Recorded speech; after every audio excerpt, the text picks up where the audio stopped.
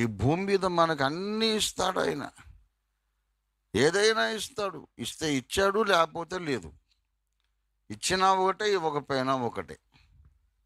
నువ్వు మహాధనవంతుడివైనా పర్వాలేదు, నీకు ఒక ఇల్లు ఉండడానికి ఉండి ఇంకా 2 ఇళ్ళు ఉండి అద్దెకిచ్చుకున్నా పర్వాలేదు.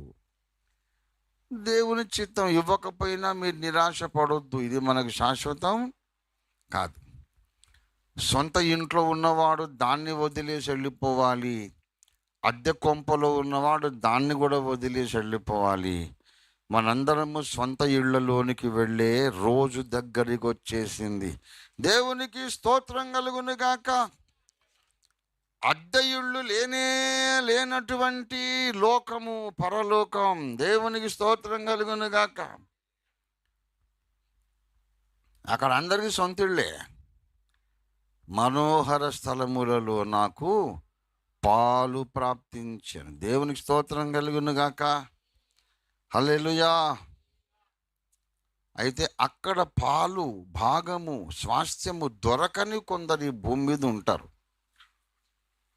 వాళ్ళు కోరుకున్న ప్రకారం ఈ లోకములు అన్నీ పొందుకుంటారు. ఇప్పటి జీవిత కాలములోనే అన్నీ పొందుకున్నారు. దేవుడు కూడా వాళ్ళని ఆశీర్వదించాడంట. అక్కడ ఆ 17వ కీర్తనలో ఉన్న మాట చూడండి. నీవు కూడా అలాగే చేస్తున్నావు తండ్రి. నీవును నీ దానముల చేత నువ్వు దేవుణ్ణి అడుగు. దేవా, వాడు దేవుడే లేడంటాడు, దేవుణ్ణి నమ్మడు, నిజమైన దేవుని దగ్గరికి రాడు. వాడికి ఎందుకు నాయనా బంగళాలు, కార్లు, బంగారం అంతా ఇచ్చావు, నాకు ఇవ్వలేదేంటి ప్రభువా అని అడిగితే దేవుడు అంటాడు, పోన్లేనైనా వాడికి అక్కడేం లేదుగా, ఇక్కడైనా ఉండని పోని. ఈ లోకాన్ని దాటి వెళ్ళగానే వాడికి అగ్నిగుండమే గతి గనక ఇక్కడన్నా కాస్త సుఖపడనీరా, జాలిపడు వాడి మీద. అయ్యో బ్రదరు, నీ ఆస్తి మొత్తం ఇక్కడే ఉన్నట్టుందిగా, పైన లేనట్టుంది కదా అని చెప్పండి. నిన్ను చూసి జాలి పడుతున్నాను, అక్కడుందా? ఏమండి, నన్ను అడిగారు అనుకోండి, ఏంటండి ఓఫీర్ గారు 46-47 ఏళ్ళు అయింది, అర్ధ శతాబ్దం సేవ చేసి ఇప్పటిదాకా మీరు ఒక ఇల్లు కట్టుకోలేదు, ఐ పిటీ యూ, మీరంటే నాకు చాలా జాలేస్తుందండి అని అంటే నేనంటాను, బ్రదర్ నిన్ను కూడా చూస్తే నాకు చాలా జాలేస్తుంది. నీకున్నది మొత్తం ఇక్కడే ఉన్నట్టుందిగా, అక్కడేం లేనట్టుంది కదా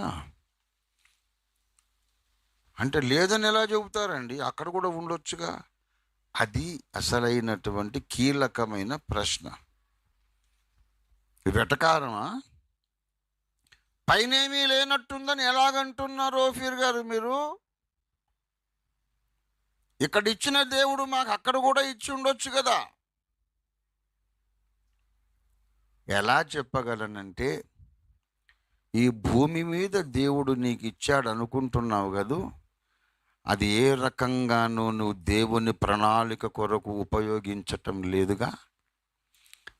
నీవు, నీ పిల్లలు, మనవలు, మనవరాళ్ళు అనుభవించి ఆనందించి గర్వించడానికే దాన్ని వాడుకుంటున్నారు తప్ప, దీని ద్వారా ఒక ఆత్మ రావాలి, ఒక సంఘము కట్టబడాలి, ఒక దుర్బోధ పెకలించబడాలి, ఒక సత్యము నిరూపించబడాలి, దేవుని చిత్తము జరగాలి అనేది నీకు కాన్సెప్టే, ఆ పర్స్పెక్టివే లేదు కదా. దేవుడు నీకు ఇల్లు ఇచ్చి ఎన్ని సంవత్సరాలైంది? దాన్ని వాడుకొని ఒక్క ఆత్మ నేను తేవాలని ఎప్పుడైనా బుర్ర వెలిగిందా నీకు? కాబట్టి నాకు అర్థమైపోయింది, నువ్వు ఈ లోక సంబంధివి.